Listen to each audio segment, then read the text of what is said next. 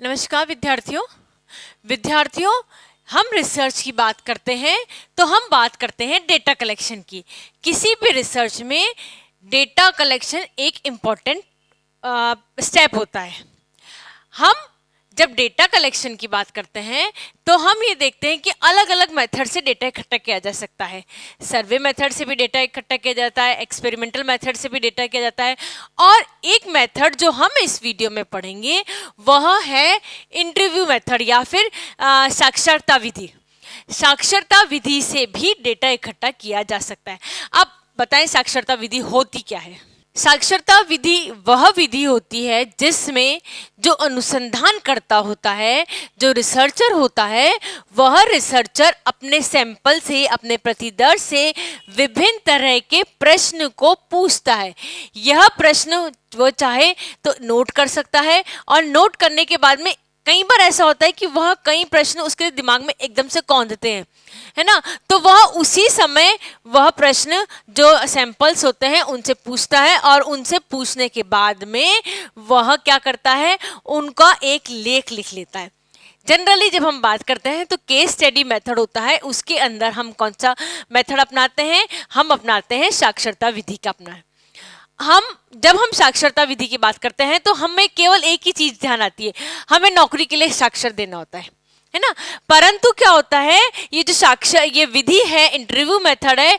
इस interview method में विभिन्न तरह के एक से एक रिलेटेड क्वेश्चन पूछे जा सकते हैं, विभिन्न तरह के क्वेश्चन पूछे जाते हैं, और क्वेश्चन से पूछने के बाद में डेटा को इकट्ठा कर लिया जाता है।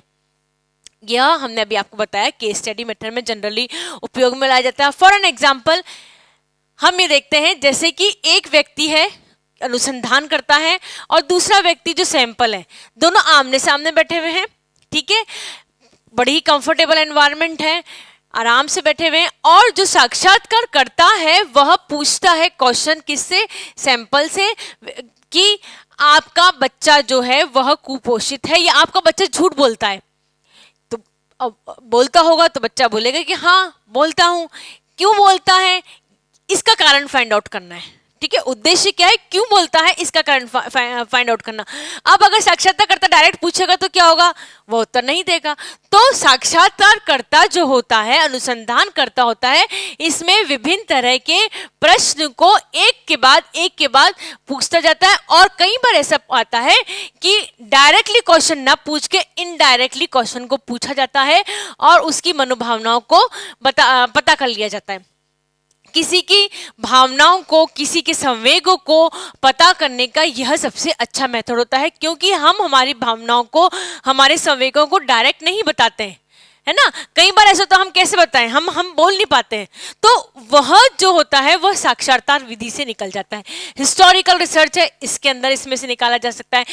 यदि व्यक्ति के बारे में आप संपूर्ण जानकारी रखते हैं तब इसके बारे में निकल सकता है। अब इस वीडियो में देखते हैं कि साक्षात्कार विधि है डेटा कलेक्शन की, इसके अंदर की इसकी क्या विशेषताएं होती है। सर्वप्रथम होती है ये विशिष्ट उद्देश्य के लेके होता है।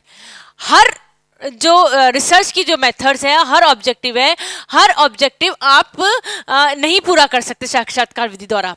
हमें कुछ विशिष्ट उद्देश्य होते हैं, जैसे अभी हमने आपको बताया कि बाल अपराध क्यों होते हैं, कैसे होते हैं, या बाल अपराध के क्या कारण होते हैं, इसके बारे में फाइंड आउट करना है किसी विशिष्ट बालक के बारे में, तब आप फाइंड आउट कर सकते हैं। यानी इसका विशिष्ट उद्देश्य है। यह हमें बात पता करना है कि विशिष्ट बच्चे जो होते हैं, जिनकी बहुत अच्छी कैटेगरीज होती है, जिनका आईक्यू लेवल बहुत अच्छा होता है, उनका आईक्यू लेवल किस कारण से अच्छा है, इस कारण से हम पता कर सकते हैं।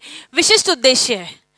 ठीक है, किसी फर्म की, किसी संस्था की मेरिट्स और डीमेरिट्स यदि हमें पता करनी है, क्योंकि हमारा विशिष्ट उद्देश्य है, तो हम किसके द्वारा पता कर सकते हैं, साक्षात्कार विधि के द्वारा पता कर सकते हैं। यानी साक्षात्कार विधि ऐसी विधि है जिसके द्वारा में हम कोई पर्टिकुलर उद्देश्य होता है उसको पूरा कर सकते हैं। हर उद्देश्य रिसर्च का इसके द्वारा पूरा नहीं किया जा सकता है। नेक्स्ट हम बात करते हैं आमने सामने गोष्ठी की। हमने आपको अभी बताया कि इसमें दो जने तो होते ही हैं। ठीक है, एक कौन होता है, जो साक्षात्कार ले रहा है, और एक जो साक्षात्कार दे रहा है। दो व्यक्ति हैं, अब दोनों आमने सामने बैठे होते हैं, और आमने सामने बैठ के एक तरीके से विचार विमर्श, एक तरह से गोष्ठी चलती है। साक्षात्कारता प्रश्न पूछता है, जो इंटरव्यू दे रहा है वो उत्तर देता है, और इसी दौरान जो रिसर्च का उद्देश्य होता है उसका जो फाइंडिंग्स होती हैं वह पता लगाई जाती है। ठीक है, यानी आमने सामने जब गोष्ठी होती है तब जाके इसका विशिष्ट उद्देश्य पूर्ण होता है। तथ्य संकलन करना आसान होता है। तथ्य संकलन करना आसान इसलिए होता है कि क्योंकि हमारा कोई विशिष्ट उद्देश्य हो। सैंपल्स की जो साइज होती है वो भी ज़्यादा नहीं होती है। अब चूंकि सैंपल की साइज ज़्यादा नहीं है तो हम उस व्यक्ति से या उस ग्रुप से हम बहुत सारे क्वेश्चन पूछते हैं, हम उससे फेमिलियर हो जाते हैं। बार बार पूछते हैं ना, तो आपसे कोई बार बार आपके पास संपर्क में आएगा, संपर्क में आने के बाद वो आपसे बार बार प्रश्न पूछेंगे, तो क्या होगा, आप उससे फेमिलियर हो जाएंगे। और चूंकि आप उससे फेमिलियर हो जाते हैं तब क्या होता है, तथ्य संकलन करना आसान हो जाता है। क्रमबद्ध प्रविधि, स्टेप बाय स्टेप पूछा जाता है। ऐसा नहीं होता कि फर्स्ट स्टेप करके हम थर्ड स्टेप पूछ दें।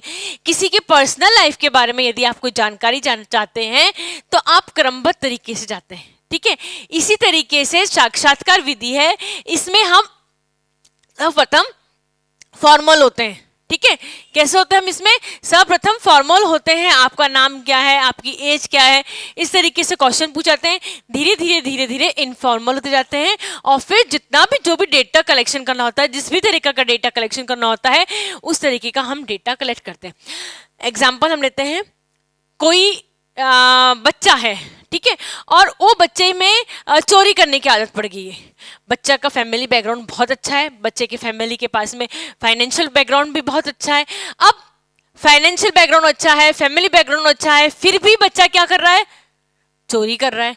तो एकदम से नहीं होगा, step by step her point से चलना पड़ेगा। पहले बच्चे के साथ में फॉर्मल रिलेशनशिप बनाने पड़ेंगे, फिर उसके साथ में रिलेशनशिप बनाते बनाते धीरे धीरे उसके साथ में इनफॉर्मल होना पड़ेगा।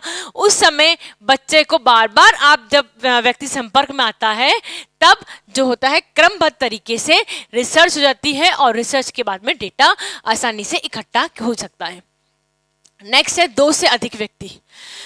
रिसर्च में क्या होता है, जो इंटरव्यू मेथड है इसमें कम से कम 2 व्यक्ति तो होते ही हैं, एक जो इंटरव्यू ले रहा है और एक जो इंटरव्यू दे रहा है। कई बार ऐसा भी हो सकता है एक व्यक्ति इंटरव्यू ले रहा है और 2 जने इंटरव्यू दे रहे हैं। कई बार ऐसा भी हो सकता है दो जने इंटरव्यू ले रहे हैं और 1 जना इंटरव्यू दे रहा है, और ये नंबर भी बढ़ भी सकते हैं। ठीक है, अब चूंकि बहुत सारे मेथड्स हैं, अलग अलग 2 से अधिक व्यक्ति हैं, यानी 2 से अधिक व्यक्तियों का मस्तिष्क कार्य कर रहा है ना। अब चूंकि 2 से अधिक लोगों का मस्तिष्क कार्य कर रहा है तो निश्चित तौर पे डेटा अच्छी तरीके से वैधपूर्ण निकल के आता है। समझ गए आप? जैसे कि हमने अभी आपको बताया साक्षात्कारकर्ता 1 है, इंटरव्यू देने वाले 2 हैं, साक्षात्कारकर्ता 2 हैं, इंटरव्यू देने वाला 1 है। ऐसे नंबर इंक्रीज और डिक्रीज भी हो सकते हैं, क्योंकि बहुत सारे लोग इसके अंदर इन्वॉल्व होते हैं और स्टेप बाय स्टेप कार्य होता है, इसलिए यह डेटा को अच्छी तरीके से इकट्ठा कर सकता है। नेक्स्ट है अंतर व्यक्तित्व स्थिति, इंटरपर्सनल रिलेशनशिप हो जाता है। हमने अभी आपको बताया कि हम पहले कैसे पूछते हैं, फॉर्मल से क्वेश्चन पूछते हैं। आप यदि इंटरव्यू देने जाएंगे तो जो आपसे इंटरव्यू ले रहे हैं सबसे पहले आपको कंफर्टेबल पोजीशन में पहुंचाते हैं। ठीक है, आप बैठिए, आपका नाम, अच्छा आपने ये स्टडी कर रखी है, आपने ये कर रखा है, आपने और क्या कर रखा है, अपने बारे में बताइए। फिर वो क्वेश्चंस पूछना चालू करते हैं। इसी तरीके से यह एक तरीके से इंटरपर्सनल स्थितियां हो जाती हैं, और स्थिति के कारण से जो डेटा है वह आसानी से इकट्ठा किया जा सकता है। बच्चों, इंटरव्यू मेथड एक ऐसा मेथड है जिसके द्वारा हम बातचीत से समस्या के हल तक पहुंचा जा सकता है। बातचीत से हम उद्देश्यपूर्ण, जो हमारा उद्देश्य है उसका हम डेटा जो है वह इकट्ठा कर सकते हैं।